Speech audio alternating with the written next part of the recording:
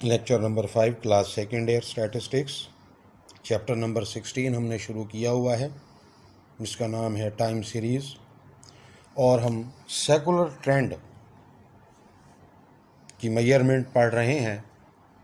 हमने पिछले lecture number 4 में ये सीखा है कि secular trend is measured by 4 methods, कि सेकुलर ट्रेंड को हम 4 मेथड से मेजर कर सकते हैं।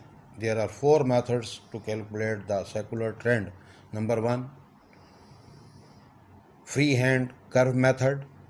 Number 2, semi average method. Number 3, moving average method. Number 4, least square method. हम सेकुलर ट्रेंड को फ्री हैंड कर्व मेथड से मेजर करना सीख चुके हैं। उसके बाद हम सेकुलर ट्रेंड को by the semi average method भी कैलकुलेट करना सीख चुके हैं कि सेकुलर ट्रेंड को फ्री हैंड कर्व मेथड के ज़रिए कैसे मेजर किया जाता है, वो हमने सीख लिया। और सेकुलर ट्रेंड को सेमी एवरेज मेथड के ज़रिए कैसे कैलकुलेट किया जाता है, वो भी हमने सीख लिया। तो आज हम इस लेक्चर नंबर 5 में सेकुलर ट्रेंड को मेजर करना सीखेंगे बाय मूविंग एवरेज मेथड के ज़रिए, कि एक सेकुलर ट्रेंड को हम मूविंग एवरेज मेथड के ज़रिए कैसे कैलकुलेट करते हैं। तो उसके लिए हमारे पास एक एग्जांपल है कि the following table show the production of silver utensils in thousands at a certain factory in Gujranwala. कि यहाँ पर नीचे आपको जो डाटा दिया गया है, जिसमें सिल्वर के बर्तनों की पैदावार को, गुजरांवाला की एक फैक्ट्री है जिसमें सिल्वर के बर्तनों की पैदावार को टाइम के लिहाज से अरेंज किया गया है, रिकॉर्ड किया गया है।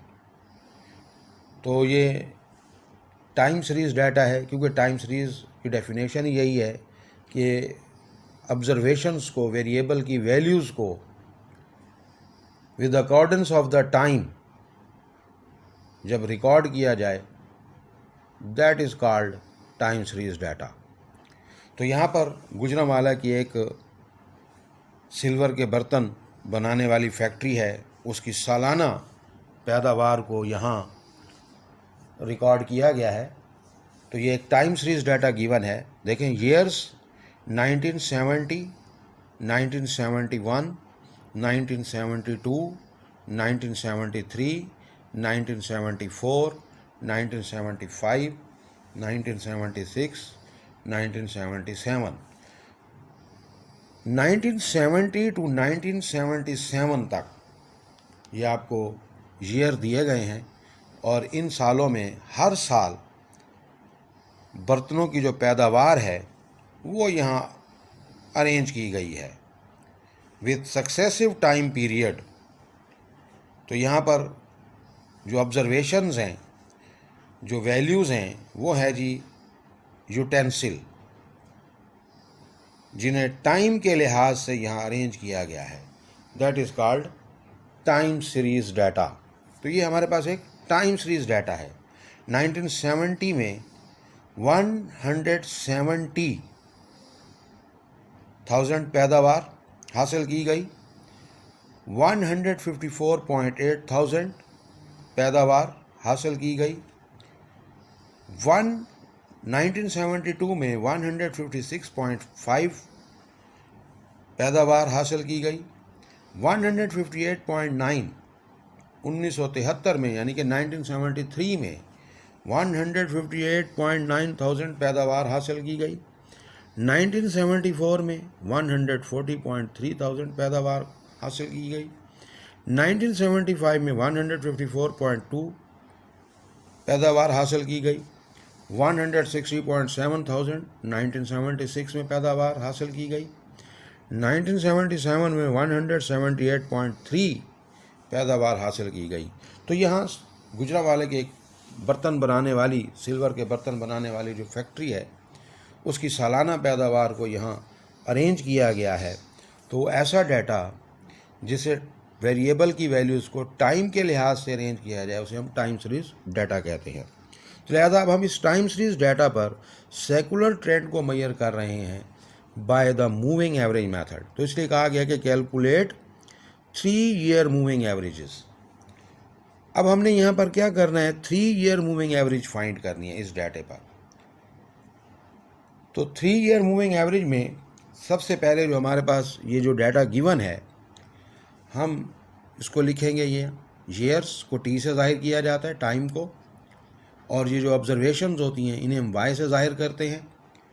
और 3 ईयर मूविंग एवरेज मेथड में सबसे पहला काम क्या करना है, हमने पहला जो कॉलम हम अरेंज करते हैं, बनाते हैं, वो है जी 3 year moving total. 3 year moving total. अब 3 ईयर मूविंग टोटल किस तरह से बनाया जाएगा? अब हम क्या करेंगे जी, कंसेक्टिवली फर्स्ट 3 ईयर की जो वैल्यू है 1, 2, 3, ये पहले 3 साल की वैल्यूज़ को हम सम करेंगे, इनका सम लेंगे हम। अब इन पहले 3 सालों की पैदावार का जो सम आया है 170, 154.8, 156.5, इन तीनों वैल्यूज़ को हम सम करेंगे और इनका सम इसके सेंटर में, इन 3 वैल्यूज़ के सेंटर में हम लिखेंगे। वो आ गया जी, इन 3 वैल्यूज़ का सम। फर्स्ट 3 ईयर की वैल्यूज़ जो हैं इनको सम किया, क्योंकि 3 ईयर मूविंग एवरेज में हम क्या करते हैं, 3 वैल्यूज़ को जमा करेंगे, नाम से वाज़ेह है, कैलकुलेट 3 ईयर मूविंग एवरेज। तो हम फर्स्ट 3 ईयर की जो प्रोडक्शन है, प्रोडक्शन ऑफ यूटेंसिल जो है, हम उनको ऐड करेंगे, सम करेंगे। अब इन 3 वैल्यूज़ का सम जो आएगा इन फर्स्ट 3 का, तो इस फर्स्ट 3 का जो सेंटर है वो बनता है 1971। अब हमने इन तीनों को जमा किया और इन 3 वैल्यूज़ का सम इस 3 वैल्यूज़ के सेंटर में लिख दिया, 481.3। फिर हम क्या करेंगे, इस टोटल में से ये फर्स्ट वैल्यू ड्रॉप करेंगे और नेक्स्ट वैल्यू, ये जो 3, 1, 2, 3 के बाद नेक्स्ट जो अगली वैल्यू है, यानी कि फर्स्ट 3 वैल्यूज़ का टोटल लिया, उसको सेंटर में प्लेस कर दिया। अब इस टोटल में से, इस सम में से 3 ईयर मूविंग टोटल जो फर्स्ट आया है, इसमें से फर्स्ट वैल्यू सब्ट्रैक्ट कर देंगे और नेक्स्ट वैल्यू उस आंसर में ऐड करेंगे तो ये वैल्यू आ जाएगी। फिर नेक्स्ट इस टोटल में से ये अगली वैल्यू सब्ट्रैक्ट करेंगे, फिर उससे अगली वैल्यू उसमें ऐड करेंगे तो ये रिज़ल्ट आ जाएगा। फिर इस तरह से ये अमल हम जारी रखेंगे। या फिर आप ऐसे भी कर सकते हैं कि ये जो फर्स्ट 3 वैल्यूज़ हैं इनको जमा करें और इनका टोटल सेंटर में लिख दें, फिर फर्स्ट वैल्यू ड्रॉप करें, फिर ये 1, 2, 3, फिर इन 3 वैल्यूज़ को टोटल करें और उस टोटल को इन 3 के सेंटर में लिख दें, फिर ये वैल्यू ड्रॉप करें, फिर एक वैल्यू अगली मिला लें, फिर ये 1, 2, 3, इन 3 वैल्यूज़ को सम करें और फिर इसके सेंटर में लिख दें, फिर इसको ड्रॉप करें, फिर अगली वैल्यू मिला लें, फिर ये 1, 2, 3 वैल्यूज़ बन जाएंगी, फिर इन तीनों का सम करें और उसको सेंटर में प्लेस कर दें, फिर ये वैल्यू ड्रॉप करें, फिर नेक्स्ट एक वैल्यू मिला लें, फिर इन तीनों को सम करें और इनका सम सेंटर में प्लेस कर दें, फिर ये वैल्यू ड्रॉप करें, फिर अगली एक वैल्यू मिला दें, तो इन 3 वैल्यूज़ का सम सेंटर में आ जाएगा। तो ये अमल हमने तमाम वैल्यूज़ के लिए करना है। यानी कि पहला जो कॉलम हम बनाएंगे 3 ईयर मूविंग एवरेजेस के अंदर 3 ईयर मूविंग टोटल, यानी कि फर्स्ट 3 वैल्यूज़ को जमा करेंगे और उन 3 वैल्यूज़ के टोटल को सेंटर में प्लेस कर देंगे, इन फर्स्ट 3 वैल्यूज़ के सेंटर में।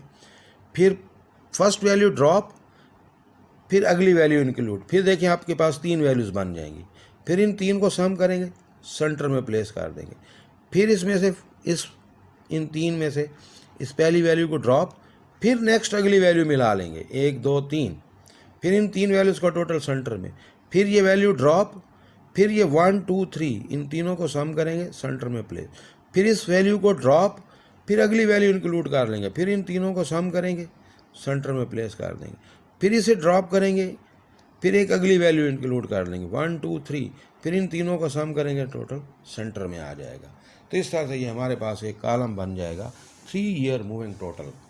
फिर उसके बाद हम कॉलम बनाएंगे 3 ईयर मूविंग एवरेज, क्योंकि ये 3 ईयर मूविंग टोटल का जो कॉलम है हर टोटल 3 वैल्यूज़ का है, इसलिए क्या करेंगे, हर टोटल को हम 3 से डिवाइड करते जाएंगे।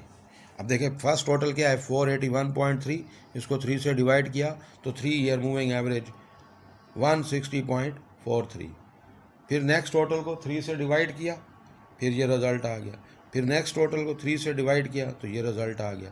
फिर अगले टोटल को 3 से डिवाइड किया तो ये रिज़ल्ट आ गया। इस तरह से हर टोटल को आप रिस्पेक्टिवली 3 से डिवाइड करते जाएंगे और आपके पास 3 ईयर मूविंग एवरेज आता जाएगा। अब उसके बाद हम इसका ग्राफ बनाएंगे। अब ग्राफ में सबसे पहले हमने हिस्टोरीग्राम बनाना होता है, यानी कि ईयर्स को हम एक्स एक्सिस पर प्लॉट करते हैं, वैल्यूज़ को हम वाई एक्सिस पर प्लॉट करते हैं। अब ये जो ईयर्स हैं, अब 1 big square is equal to 1 year, और इस तरह से वाई एक्सिस पर 1 big square is equal to हमने 40 के बराबर पुट किया है। इन वैल्यूज़ को देखते हुए, जो एक्चुअल वैल्यूज़ हैं, इन वैल्यूज़ को देखते हुए हमने स्केल बनाया है कि 1 big square is equal to 40। तो इस तरह से 1 big square has 10 small square.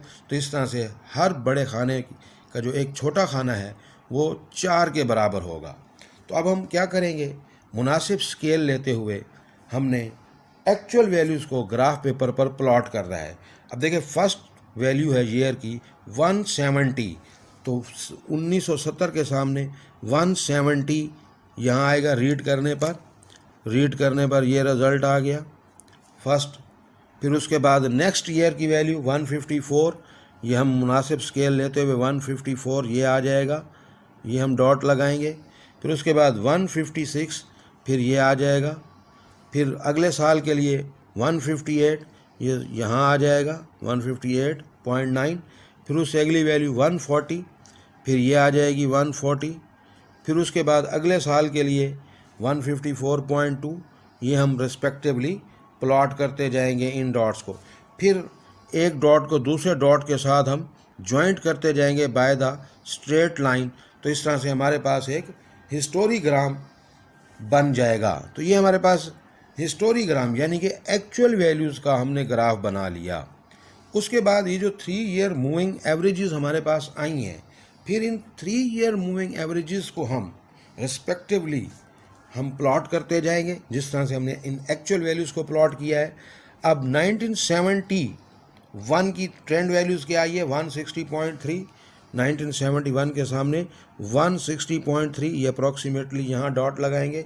फिर अगले ईयर की ट्रेंड वैल्यू 156.3, फिर हम इसको इस तरह से रेस्पेक्टिवली पुट करते जाएंगे।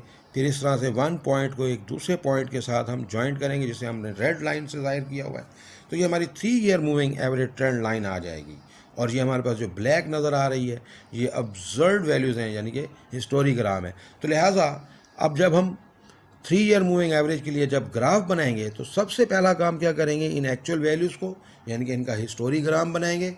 फिर इनकी जो 3 ईयर मूविंग एवरेजेस आई हैं इनको ग्राफ पेपर पर प्लॉट करेंगे।